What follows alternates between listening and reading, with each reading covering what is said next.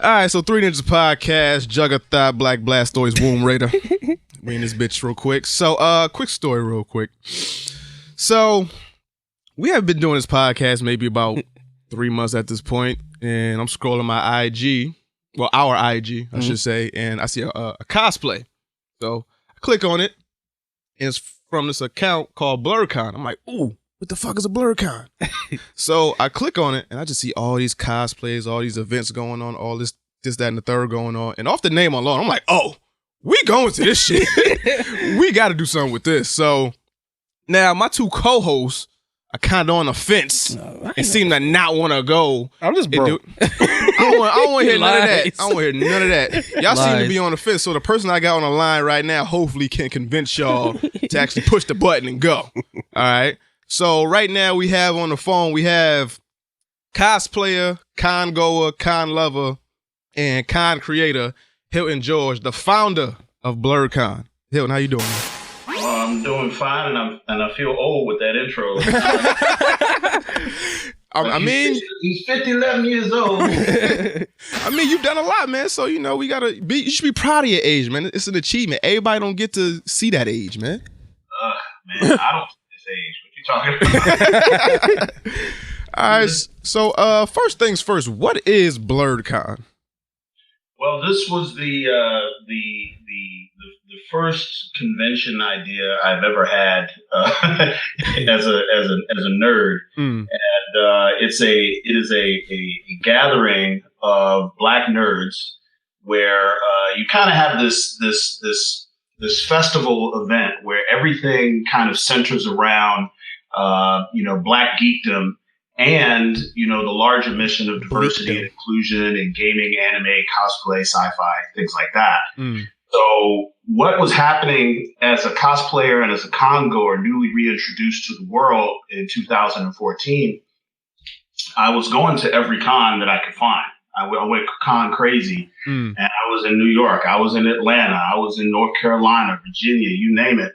And I kept seeing all these really amazing conventions where I would see Black and brown cosplayers and gamers and stuff everywhere, and just gelling and getting along and networking and amongst themselves and with the con population in general. And I kind of got infatuated with the idea of, wow, it'd be really cool if there was a convention, that had all the stuff that we enjoy in our cons. It's multi-fandom, it's multifaceted. They got indie gaming, they got console gaming, they got cabinet retro gaming, they got anime panels, anime screenings, parties, the whole 9 yards. And I was thinking there's got to be a convention like that, that I could go to and experience. And the more I did research, there really wasn't a convention that was kind of like that. So I was a low budget puff daddy back in college. I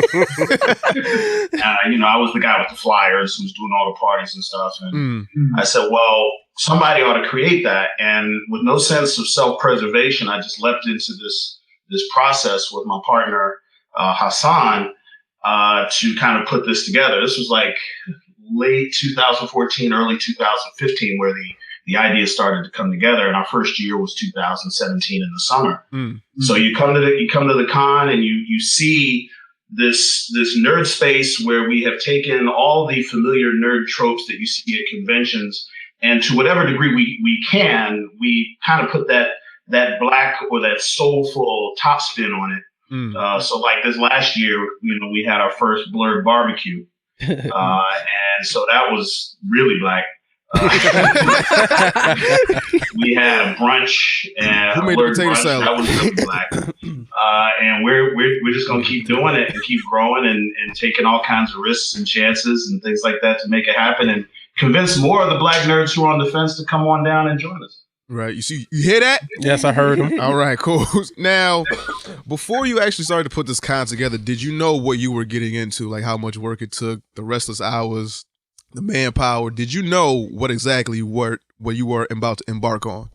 Oh no, absolutely. I thought if I thought it was gonna be like Kevin Costner in the Field of Dreams. If I mowed down half my crops, shoeless Joe Jackson was gonna walk into my backyard. Right. Cars would show up, and it was more like, what are you doing again? You know, so, since it was something that the larger con community hadn't really seen before. And don't get me wrong, there are a lot of black, comic book expos and stuff like that, but we're not really that represented on the con level in gaming and anime and stuff like that. So we do multi-fandom. There's whole quadrants of the con community that just don't know what the hell you're talking about. Right.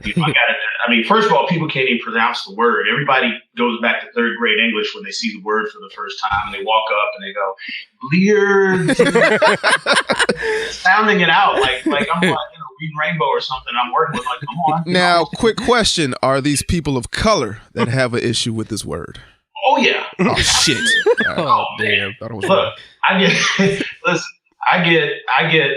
we are a very diverse community within our community. You've got people on both sides of the spectrum, and you guys know this because you're black nerds, so you've met them all. Right. Yeah. You've got people on the far right hand. It's like, all black, true black, blackity black. Let's do this.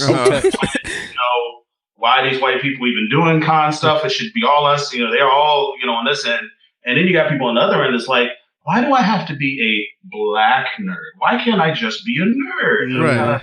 So I have the debate on both sides that we don't have a choice. This is how the world and the industry treats us. And as a reaction to that, as a reflection of that, to that degree alone, we should come together. You know what I mean? Because even if we're, cosplaying a character that's not black, and then people go, oh, you're Black Captain America, or oh, you're Black Wonder Woman or something like that, or even worse, you have not, black characters that people are black facing, Jesus. So all these issues are ones that we struggle to come together and discuss even within the community in the larger geek space. So if we just have a space where you feel open enough to have organic discussions and interactions with other black nerds, that's enough. Whether or not you embrace it, put it on a shirt, tattoo it on your sleeve or whatever is up to you. But you are a black nerd, and therefore that is how the world treats you. And having that debate has been very interesting because everyone doesn't even know what a blerd is. Like, some people have never heard the word.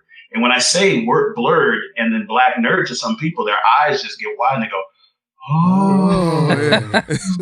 I'm like, it's 2019. You ever heard this word? I thought it was common sense at this point. Yeah. Right? I'm telling you, I go to every major convention from New York, Anime NYC, down to MomoCon and DragonCon, and even just this year, at MagFest, at KatsuCon, we have tables and we got a DJ and we're throwing candy at people. Like, we're really being hyped wherever we are. And we get that brother or that sister that walks up and they go, what's a blerd? And you're looking at the Naruto shirt and you're looking at the Hello Kitty Crocs and you're kind of like, you don't know. We're introducing the word. Right. Now, obviously, well, not obviously, but you're older than us, right? Now, how long have... I actually don't know. You got a beard, so you can be any age. Now, how long have you been going? Well, matter of fact, the question I want to ask is, how long have you been a nerd? A blerd? Oh, birth. I mean, I was like, I didn't even cry. Like, baby, they slapped me, and I was like, oh, Came out the womb, booyah. I was playing Dungeons and Dragons when you was using paper and pencils, and fourth grade, third grade. I was going to conventions when I was too young to go to conventions. Sneaking in because they were on college campuses. It wasn't like a big con scene back in the 90s and the 80s. Right. And then I got cool for about 10 years. Right. So I went to college. I pledged a frat. I got a little muscle on me. Girls started noticing me, and I thought maybe nerd was just a phase. And I kind of went with the cool route for a while and kept my gaming and my anime and stuff to myself. And I didn't live in that space because, if I went to HBCU, I went to North Carolina Central. Okay. So there wasn't a gaming club at North Carolina Central. There wasn't an anime club. There wasn't like if two black people accidentally tripped over each other talking about Dragon Ball, it would be like, whoa, hold up. There's another one. Are you my tether? Like, wait a minute, who are you? Where are you from? You know, what's this you're claiming? You know. So I kind of stepped out of it, but then I got into costuming in 2014, 2013. I was that guy that just went way too far in Halloween. You know, the guy that just ruined the group costume, you know, theme for the party. Like, you on Amazon, everybody else at Party City. Bro, look, I'm down in the basement doing Tony Stark. I'm slapping, you know, sparks off a hot metal on an anvil. You know, got tools from Home Depot. What is he doing down there? Like, just wait till you'll see what he's going to do. Give me your cards off. Yeah, and then somebody asked me if I went to cons, and I didn't really know what they were talking about, and I thought there was only like 2 or 3 cons in the world. Like it was San Diego, New York City, and somewhere in between. But they're like, no, there's cons like every week somewhere on the East Coast, you know, year round. And they wrote down a couple of them for me, and my first one was MagFest 2015, I think it was. Okay. As an adult. So that's what brought me back into the fold, and I was like a kid in the candy store after that. Okay. Now, we often discuss on this show how it was like growing up being black and being into things that I guess that are not traditional in the culture, quote unquote. Now, did you feel like that you had to hide your geekdom as a child, that you would get picked on or like made fun of because you liked a certain thing that everyone else seemingly didn't like because you were black? Yeah. Yeah, if I wanted to get laid, I had to. You know, look. Listen, if you can imagine the look, think about how this Muggle society. Okay, because we're all wizards in this nerd world, right? Just imagine if a girl that you're trying to impress comes by your apartment and you got, you know, Magic the Gathering strewn out on your coffee table. Gundam action figures. The look on some of the women's faces that I was going with and dating and, you know, all that sort of stuff, whenever they would come across my comic book collection or you know, anything that was just way too nerdy, it was like they would step into a murder scene. You know, they were like, what is this? Like, you play with those are kid stuff. Oh my God, I see you in a different light. I had no idea that, you know, like, whoa, you know, like we in the black community are still struggling to reconcile the nerd component within our own house.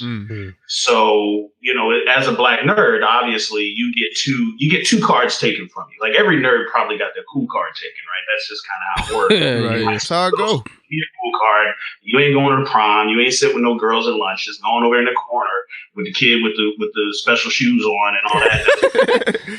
And you accepted that, but only the black nerds were the ones that also had to give up their black card. Like, okay, what you're doing is not only nerdy, it is whiteness. There's you are anti-black if you are doing these things that are not cool or are not seen as cool or thuggish or whatever was the term at the time. Whatever the black trope is.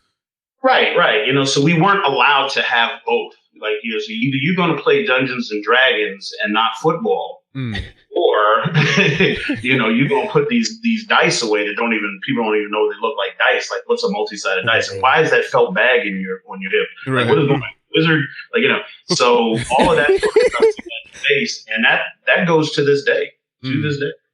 All right, now back to BlerDCon. So you saw a gap in the community, you saw a need, you took action. Now you start to put the con together. So the first con took place in 2016 or 17, I want to say? 17, right? Now, was there any point when you were putting this con together where you thought, this is too much, I'm going to give up, I can't do this? Or did you just see that need or lack of black representation where you was like, I got to keep going? I only gave up in the morning. It was only in the morning. Like each morning, it was like, oh my God, what am I doing? I got a job. I got another. I have 3 jobs if you count BlerDCon. So my days are just shot. My social life is shot. Right. I get up and I got messages across all the social media platforms because that's how we communicate. There's a couple of people still doing text messages and email and that kind of stuff. Yeah. But once you kind of you get these little windows of progress and success that keep you motivated. It was really hard the first year because you didn't know what BlerDCon was going to be. I had an idea in my mind of what I would like to see, but I knew that all we could do was create the space, for people to come in and enter and interact.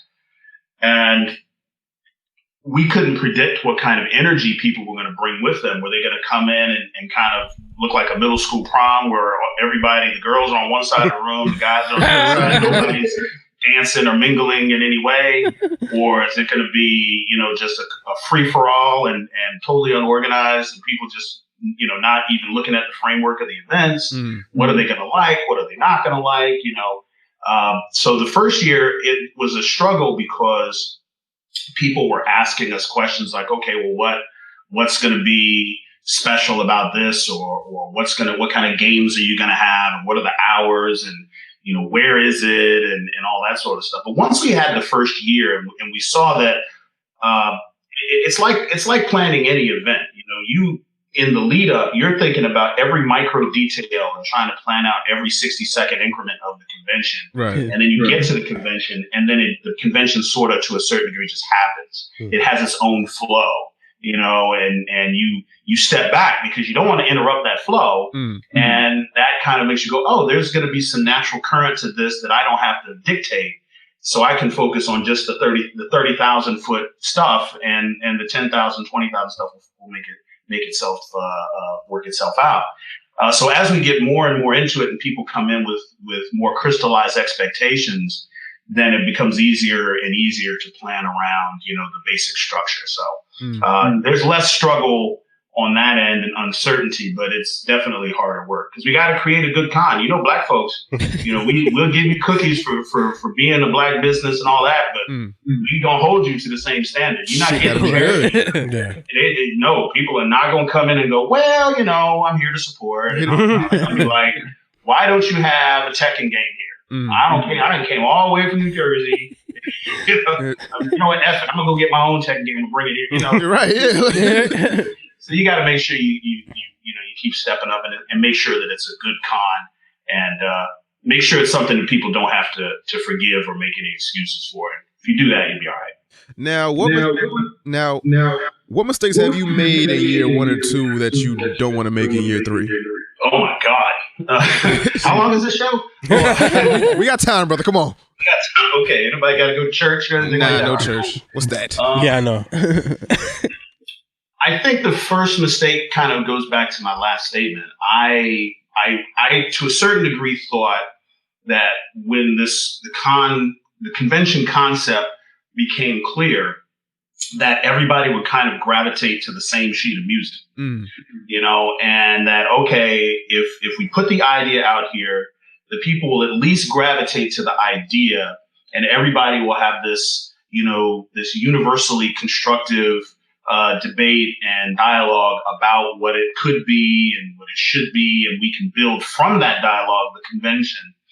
What was happening was that everyone had their own expectations. Now, from a marketing perspective, if anybody here does anything in sales or marketing, a marketer's dream is to have a theme or to have a marketing pitch or whatever that causes your audience to project onto your product their highest goals and expectations and aspirations, right? Because then you transcend, for instance, like Coca-Cola is not just Coca-Cola. Everybody's got their own vision of what that is beyond what it is, which is just a drink, right? Yeah. Most people can't tell the difference between Coke, Pepsi, or RC, but because it's a brand, people do it. So we had this powerful brand, and so people would come up to the table at the cons, and then once they realized what it is we're trying to do, you would see their eyes get wide, and you would hear them articulate what they wanted it to be, or what they were hoping it to be, or what they thought we were trying to make it. And that was going in every single direction, which again, from a marketing standpoint is amazing. Right. But from a managerial and structural standpoint is problematic because, again, like I said, even within the Black community, you got people all the way on one side of blurred issues and people all the way on the other side of blurred issues. It's always so when person comes in, they're expecting this kumbaya, and it's something over here on this end, and then another person comes and they're expecting something to be a little bit more gritty. Like they want to have those hard discussions about blackface and discrimination and lack of inclusion and all that stuff. The stuff that's uncomfortable, right? Like, ooh, uncomfortable con. I can come to that. I can talk about all the stuff that just really grinds my gears in the con community and geekdom and others. And other people got kumbaya con in their mind. Like, I'm gonna come in and we're gonna join hands and we're gonna sing and march like Dr. King and all this other stuff. And so you got to try to bring all those together. And that was really, really, really hard, because as the convention started crystallizing, there'd be people who had different opinions on what things were and how it was going to look and how it was going to feel. And we were kind of running behind that, trying to manage people's expectations for what the reality on the ground was going to be. So that was a big, big struggle. Another thing was, anytime you create something, like you guys in this, the 3 Geeks podcast, this is your baby, right? Somebody goes off on the street corner 3 blocks and yells, F the 3 Geeks. Like, one of y'all is going to get off the mic and go run down the street, find out what's going on. Like, probably me. Yeah, definitely gonna be you. You take it personal, even though you shouldn't, right?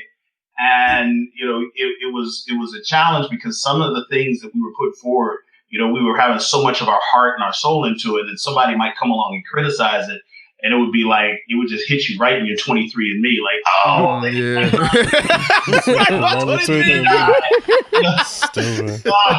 My blackness isn't valid anymore. And you had that, and this wasn't just me. This was also my team. Right.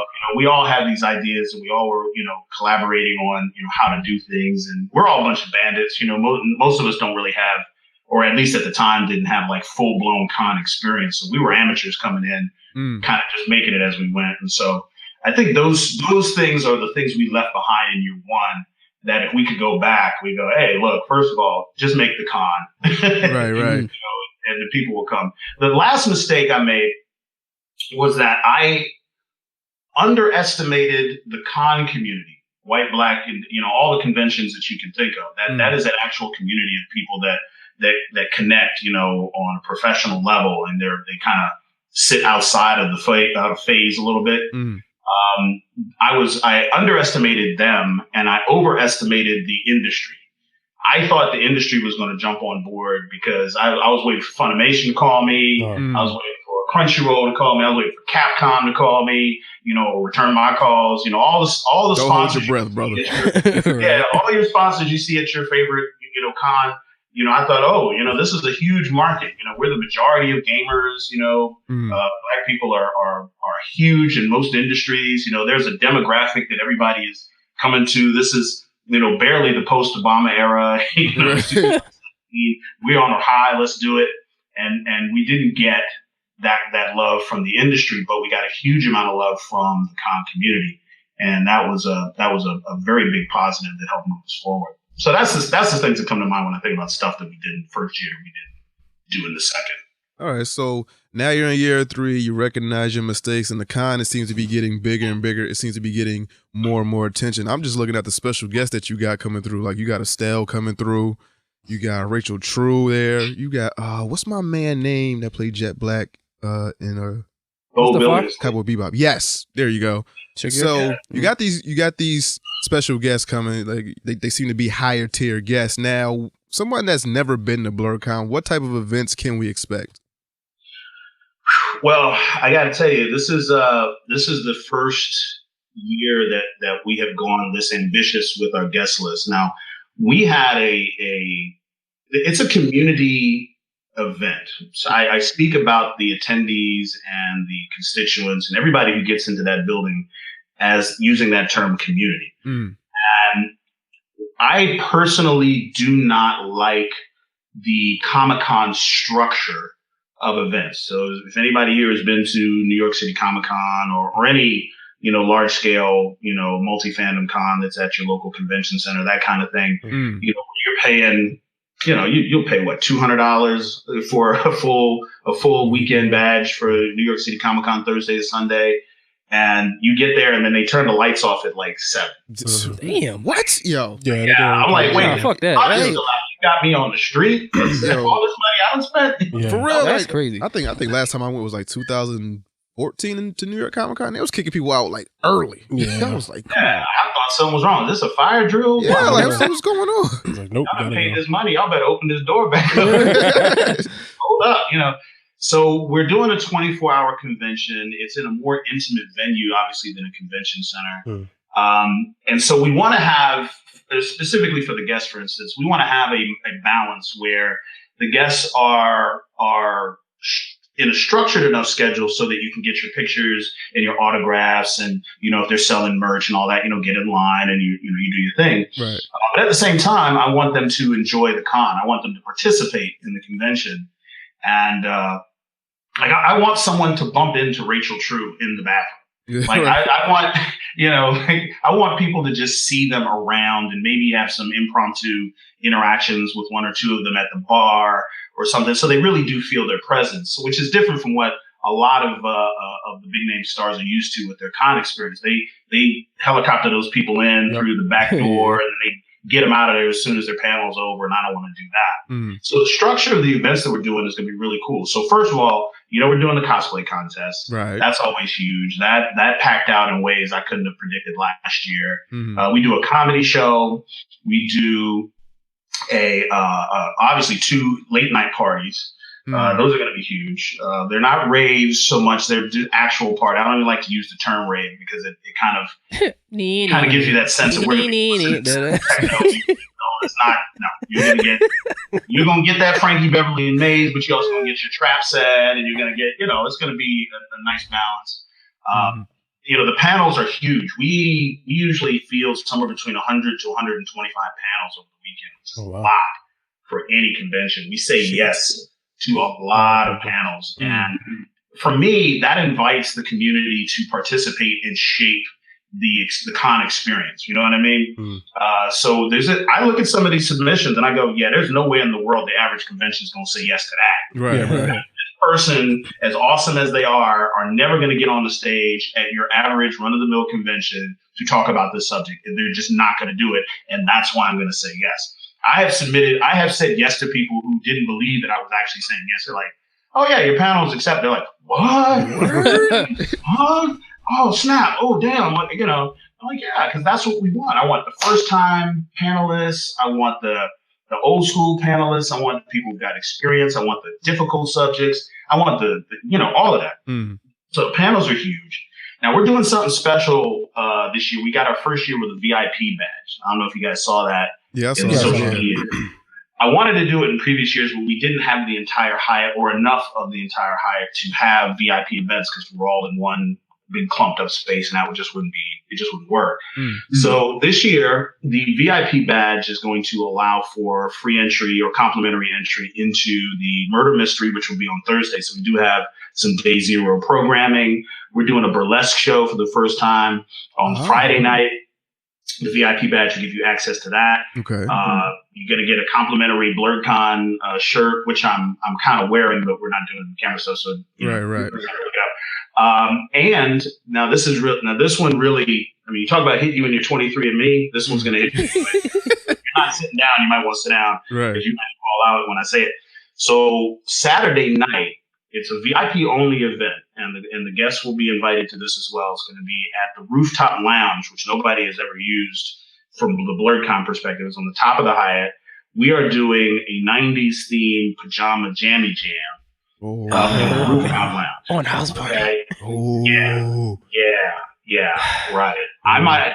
This is good news, but it's probably going to give me an ulcer between now and July. Hesh Boogie, you gotta go, man. It's gonna be crazy. I'm just, yeah. Now I'm gonna debut something on your show. You guys want an exclusive? God damn right. Come on, Hilton. Okay, so I'm all now. Oh, by the way, don't let me forget, the barbecue is happening, the brunch is happening. Those are staples. We're gonna do all of that. So don't even think about it. There's nothing you need to register for. There's nothing you pay advance for. There's no I just want to know who on the grill, man. if they ain't got the flip flops, man, I don't want them on the grill. My uncle better be cooking. My uncle better be on the grill. The brother had the flip flop. Well, they were actually Crocs, but he had whatever. And he had a grill that you could fit a Prius in. I ain't never. I'm with it. I was like, hold up, man, this is crazy. Anyway, so that's happening. We'll get into that in a minute, but so as you know, I'm always trying to find the way to put the black top spin on the ball, if you will, when it comes down to events and things that we can do within the con space or within the context of the convention itself. Right. So this year, because I know now that we are going to do it for a fact. It's who's going to be there and all that stuff. We're working out the details. Okay. Yeah. We are going to have a barbershop at the con. Oh, word? Yeah, word. Okay? And I don't mean like supercuts barbershop. I'm talking about I'm talking like Coming to America, shit talking. Maybe $8. Barbershop. Wait a minute. Muhammad Ali can't spell Muhammad Ali.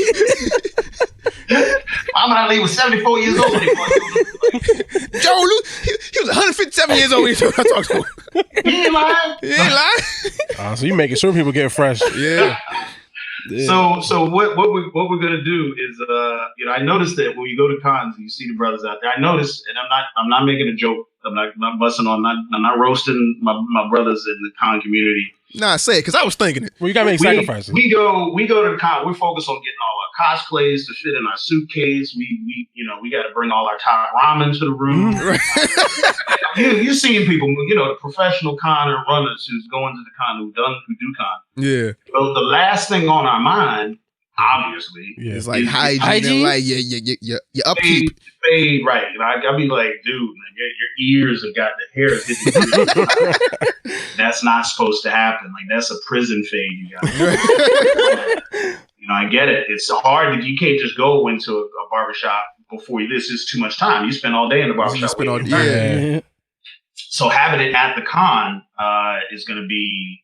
It's just going to be it's just something that's never been done. Right. And it's something that I think that nobody outside of the Black community will understand how again, this hits you when you're 23 and me. Like, oh my God, it's a barbershop. That's part of the Black experience, mythology. Yeah. And so we're bringing that to BlerDCon for a couple of days, and we're working on the details, but we're going to make that happen. And brother's gonna be fresh come Friday morning. Now, being that you getting the brothers fresh, is there like a blurred speed dating thing that you can do as well? Where it's like, hey, I look good. I want somebody else to see this look goodness. Trying to find a cheat man, I've been waiting for a panel submission for speed dating. Yo, nah, we doing it. I don't hear shit. Nope. I'm hosting it. We doing it. So expect that email. It's definitely something that I think is past due.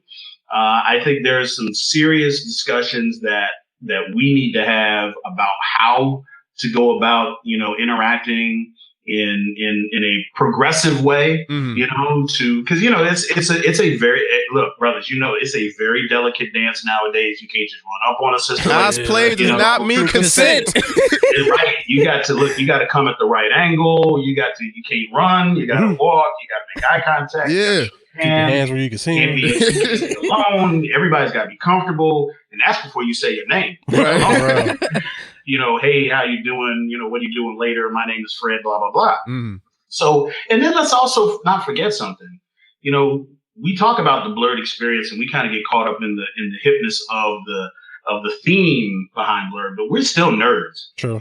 There's still brothers running around here that's nonverbal around sisters. You know that. That's what we need to do. Get this Blurred speed dating popping. Have you ever talked to the opposite sex? No, they right here, B. Got them all in one space for you. Say hello. We're gonna make it happen. We're gonna make it happen. So if somebody submits a credible panel for Blurred speed dating, man, we will make that happen, because I always felt like that was something we needed to do. I hate it hurts my heart to hear sisters having a bad experience at the con from people that are trying to actually connect with them, but are just fumbling it so bad that it becomes toxic or destructive. Goku Like, is I can't the greatest believe, ever. this guy didn't brush his teeth before he talked to me. Damn. It's some basics. He brushed his teeth? Yo, People really do that? yo, that's a rule that Yu-Gi-Oh. Yeah, I just saw that. Yeah, they'll hide you. Like, they'll kick you out. penalized for that. Yeah. Jesus Christ. That's horrible. True. Now, you've been doing this, doing this con the 2 years that you have been doing it, right? What's the weirdest thing that you've had happen or that you've seen so far? Well, it's not something I saw, but it is something that I was not intimately aware, directly aware that it was there. Right. So when you gather, well, first of all, let me say that Black nerds are not just Black nerds, right? We can all agree on that. Right. We are Black nerd and, right? Yeah, right. And the and can be almost anything. Member of the LGBT community, be a veteran, you could be disabled, you could be mixed, like I'm Black and Asian, Black nerd and Latino, Afro, you know what I mean? Yeah, right. But the community that is often hidden is the what's the word I'm looking for? The kink community. Is that word? Sexual. Yeah. There are people that I'm trying to be PG-13. Nah, you can get real on it. You can get real on it. 2028. Right. Okay. With that, I hear you. All right. Yeah. So there is a quadrant of our community that is very articulated. They have their own venues and lines of communication, and they get it in. Yeah. Right. And somebody hit me up as if I had proctored it as a part of BlerDCon from the kink community, and they were like, "Yeah, we want to do this, we want to do that at BlerDCon." And we do BlerDCon after dark, like some of our panels that are 18 up or 21 and up. When you get into 10, 11 o'clock and all that stuff, you'll see the turn to the dark side as you get later. Right. So those people, they got a voice and they communicate, and sister came to me and she's like, "Well, we were trying to do something, and I was trying to find out how your room key sharing event happened. How did that go last year?" And I was like, "What? What? It's like, excuse me? What is that?" She's like, "Wait, that wasn't like an official thing?" I was like, "Well, I don't even know what it is. What are you talking about?" And apparently, underworld shit is going on here. You could walk up to somebody who's got the little secret code on their arm or whatever and say, "Hey, here's my room key, room 233. I'm in there after 9 o'clock. I see you, or if I don't, whatever." And that was kind of how it happened, right? Room 112 with the cosplayers dwell? Yeah. And so I said, I had nothing to do with it. I didn't know what was going on. I had all my keys in my pocket. I would never conceive to give somebody my room key. I'm just scared somebody gonna steal my cassette tapes or something. Right? You know what I mean? Cassette tapes. Let me count my Peebo Bryson and my Peebo, Luther, Lionel. Yeah, right. Freddie P. So that community it's not just at BlerDCon. They go to that's wild. They out here. Oh damn! I gotta start going to I had no idea. And they let me know I should have an idea because they're, the bigger BlerDCon gets, the more eyes from the Black nerd community, specific to this demographic, are looking at more activities that are either happening on the radar or off the radar around the event. Right. And so we're going to probably have, more. Like, obviously, for instance, the burlesque show. If you've ever been to a nerd burlesque show, they're just as risque and never, but I'm going.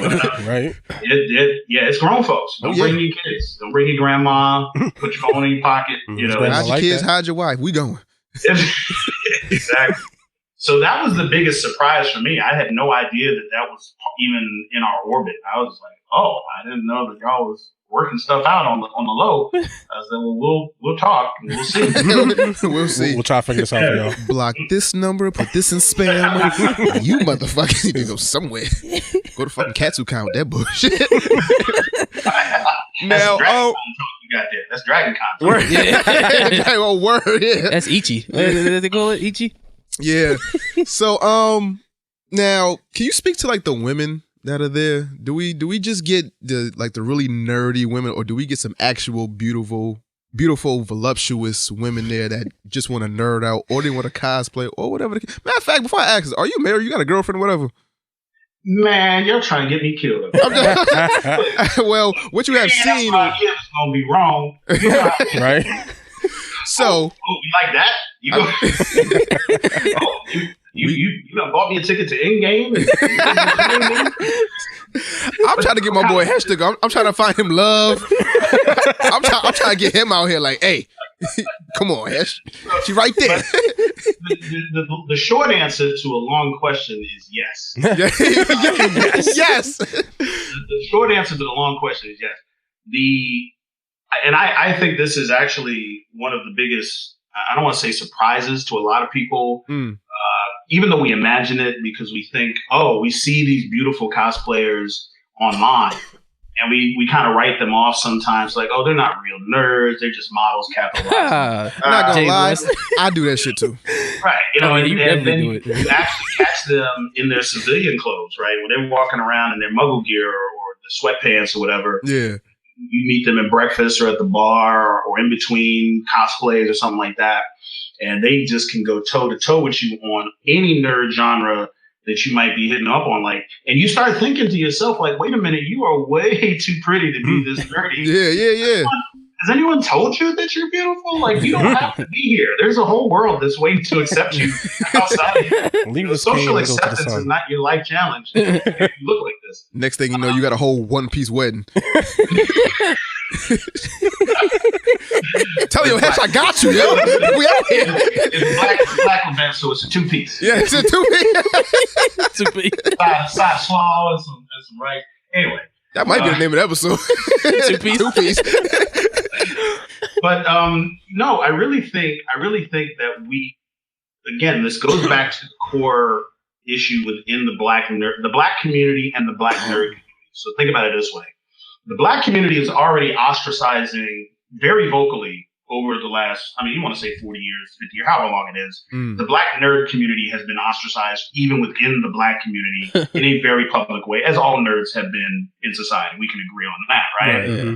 So if you're a cheerleader and you're like beautiful and you got, just these, if you are like you are in the in crowd, you don't have no problem finding a seat at lunchroom in high school and everybody wants to hang with you and you don't have any loss of friends.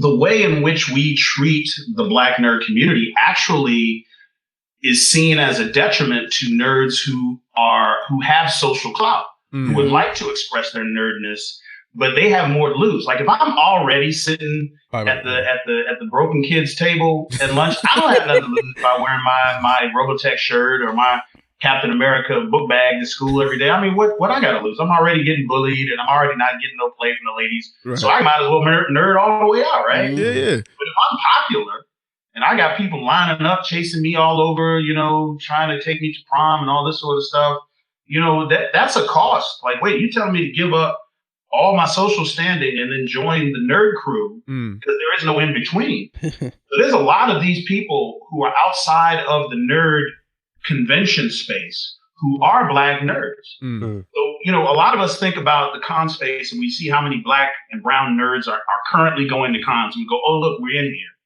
And some of us are not getting treated fairly or represented and all that. And we're only thinking of that in the context of how the people in the space are being treated. We don't think about the people who are outside of the space looking in saying, I don't want no part of that because of the conditions.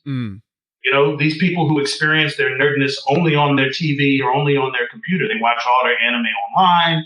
They play their video games at home. They go to school or they go to work and they wear regular clothes. And so nobody really knows that they're nerds. Have you ever been to a NESB conference before? It's all blurs.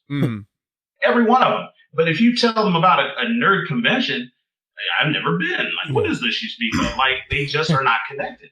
So there's a lot of beautiful men and there are a lot of cool, handsome, Denzel-esque men that are not getting connected to the nerd community that we want to try and draw in. And if we do that, we can really expand the pie. We can influence the larger con space and then create more social opportunities for some of us schmoes who didn't really get to talk to the beautiful girl back in the day because she had a football player boyfriend, and we was playing Foursquare and and not getting no play. So, that's the long answer to the short question. Word, she don't know. Blur's got the hammer. Yeah. She better chill out. That was one of the reasons why we even came up with this podcast, was because we seen that it was like a demographic that I don't know if you ever listen to the podcast, but we don't speak like regular geeks. Oh yeah, nah. like we geek out, but we don't sound like your typical geek podcast where it's like all these analytics and all that stuff. But we do like what we like. So Yeah. we out here, but no Urkel talk on here. Nah, it's like a mix of geek and ratchet. yeah, we More ratchet than geek. Yeah. But cool as the fucking cosmos. We're just now being allowed to do that. Right. We weren't allowed to do this 15, 20 years ago. You had to pick a lane, bro. Yeah. You can't be ratchet talking about anime. You got to hold your nose and you got to sound like Urkel and you got to pull them pants up. Wear them white socks with those dress shoes, brother. Yes, we play Madden in this house. Yeah, real talk, 2K, Madden, all that. Yeah. Don't you bring none of them Kingdom Hearts up in this house. I was just playing that dude. We gonna play Madden, and then I'm gonna bust your ass in some Jump Force. Play with me. So as we wrap this up, so BlerDCon is going down July 12th through the 14th in DC. Tickets and other info are available on the website. You could visit their IG. It's BlerDCon, right? Just BlerDCon? Yep. Okay, now, is there anything else that we need to know about BlerDCon? Anything else you want to say about it before we wrap up? Well, we've got the panel submission deadline is coming up on the 20th of April. So anybody who's been sitting on the sideline or over planning their submission, don't do it. Just hit submit. It's a simple form. Get it done. If you are looking for VIP tickets, we are only selling 250 of them. It's just because of capacity, and they are moving very quickly, way faster than I thought they would. So if you are even thinking about doing it, just do it, because there's just nothing that we can do once we get it because of the capacity issues. And if you are on the fence, I promise you that BlerDCon is for many of us, a religious experience. It is sometimes, for those of us who are in the urban centers, we see, black and brown nerds all the time.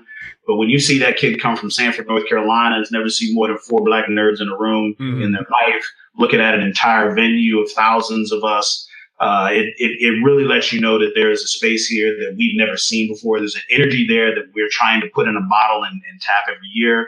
And we want more and more people to see it. And just to put it out there, we are inclusive. So, if you have a Asian or Latino or white significant other or whatever, bring them along. It's something for everybody to see and everybody to learn from. This is a soul food restaurant where Blerd is on the menu and everybody can eat. And we want to make sure that everybody has a great time. So keep up with our social media. Follow us on our Facebook group and our Facebook page.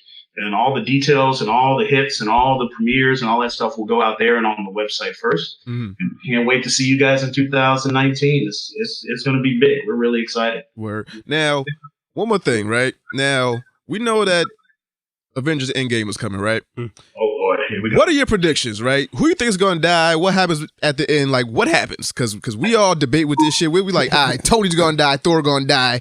Cap going to go. He going to go back in time and get his dance or whatever. Ant-Man getting in the ass. Yo, we got to stop with this Ant-Man and the ass narrative, man. Assassination. First of all, that wouldn't work. Yeah. Going some galactic asshole. He would be a fart. Thanos would fart and go, what was that? It's a wrap. That must have been somebody in the social media must have hyped you up to try that one. Good one, Avengers. Who might die? Me. Sure. I don't know if I'm ready. I have a lot of muggles in my family. Well, all of my family except for my nephew are muggles, and me trying to explain to them that this last 10 years has been my childhood dream of seeing my favorite characters in action, in storylines in action on the big screen is like church for me. It's just too big for me to try to explain. I struggle to keep my family up on the Marvel movies. I do not want anybody representing my family to be one in the movie talking about, well, which one was Hulk, the purple one or the green one? Like, I don't want that. Go outside. All right, leave me alone. Right? It's like, get in the car. Start the car, man. So here's my prediction.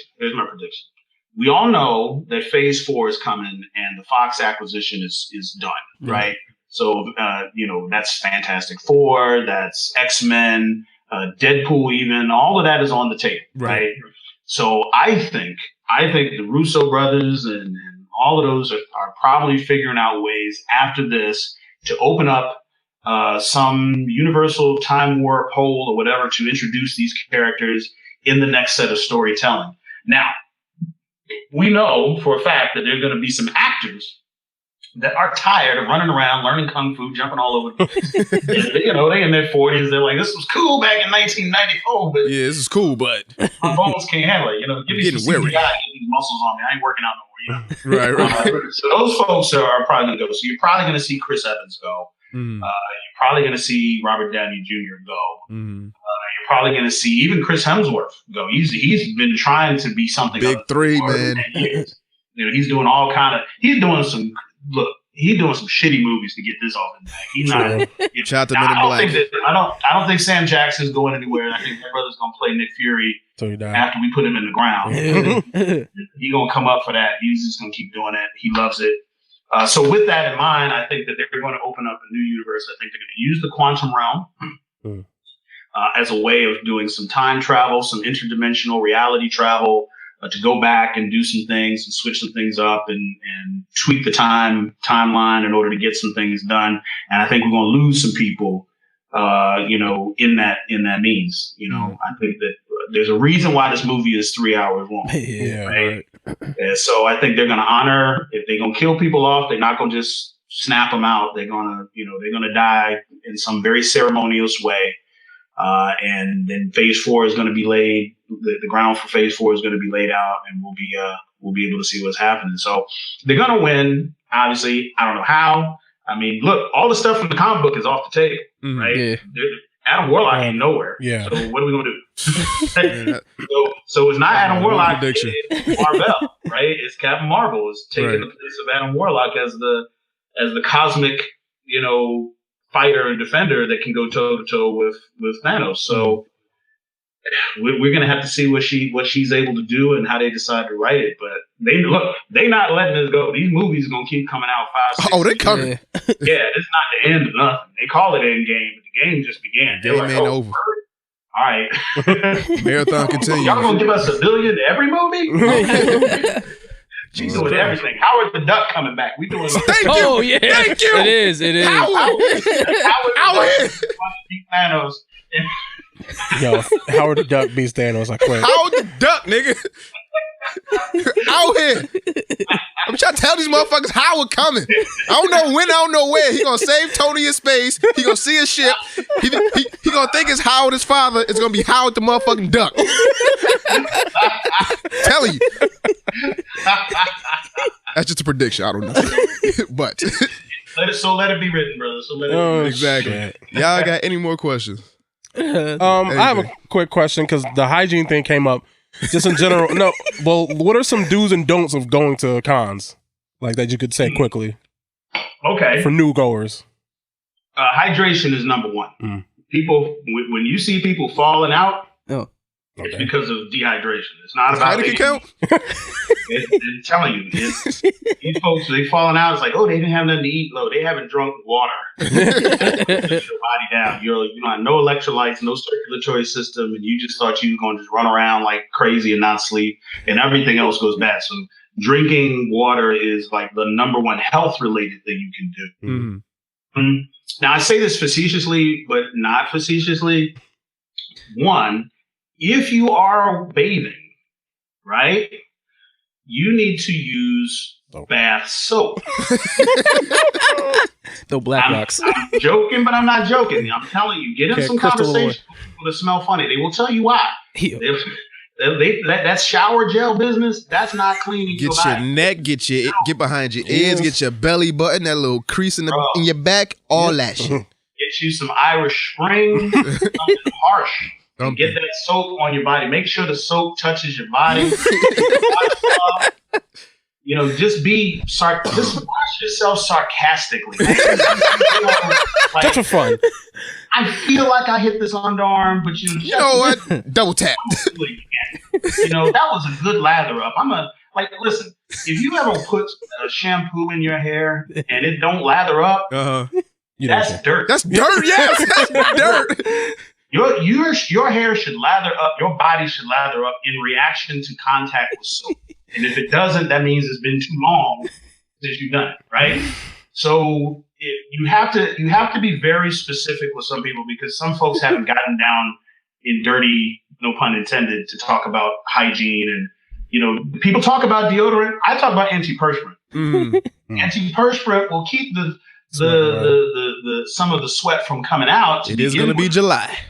Right. So. It's a hot convention, you know, so it is never, ever okay to skip a day. No, there's never a day. You may think it, but don't. There's never a way. Oh, I didn't sweat too much yesterday. Yes, you did. and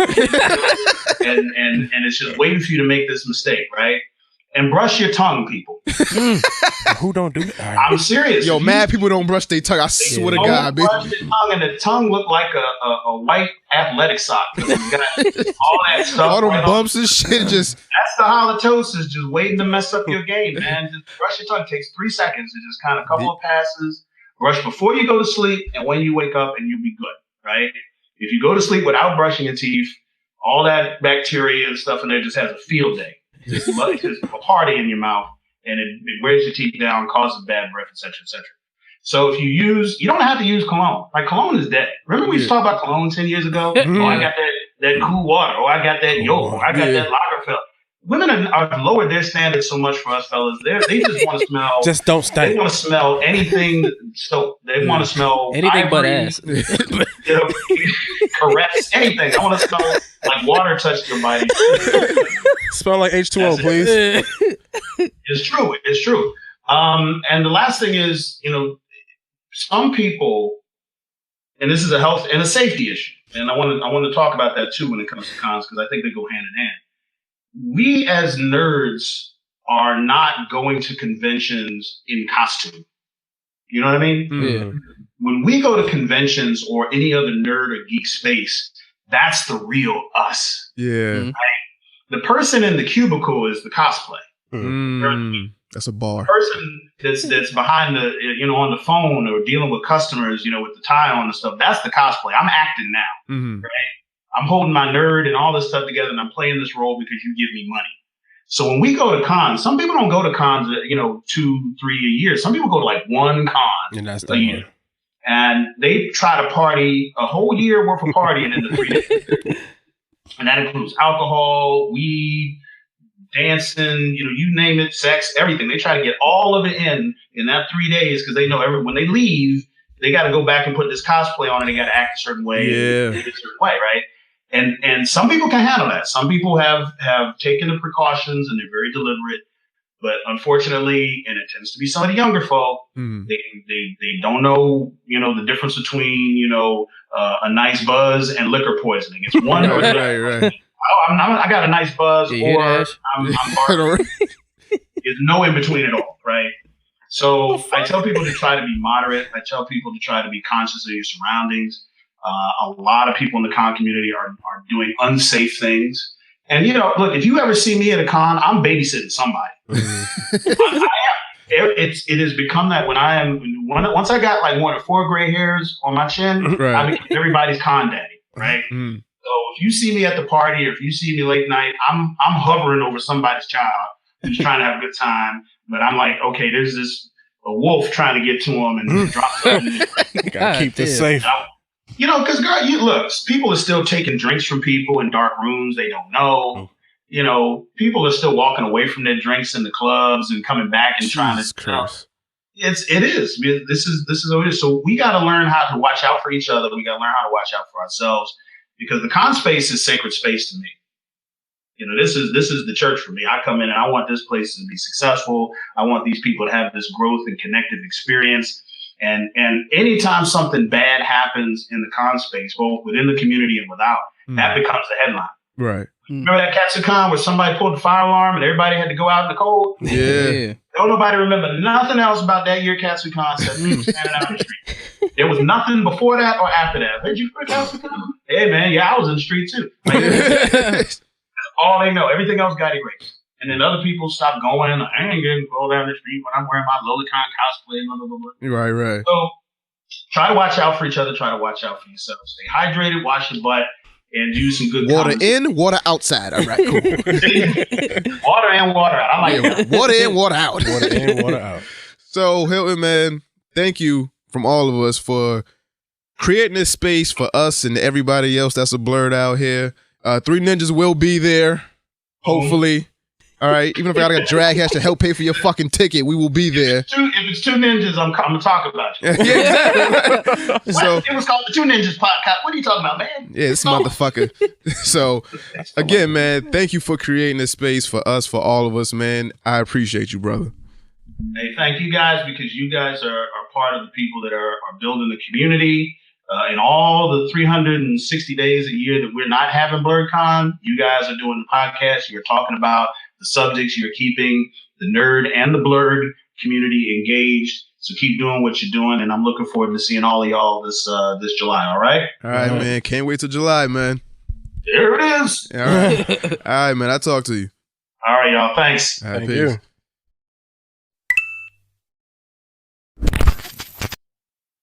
you. All right.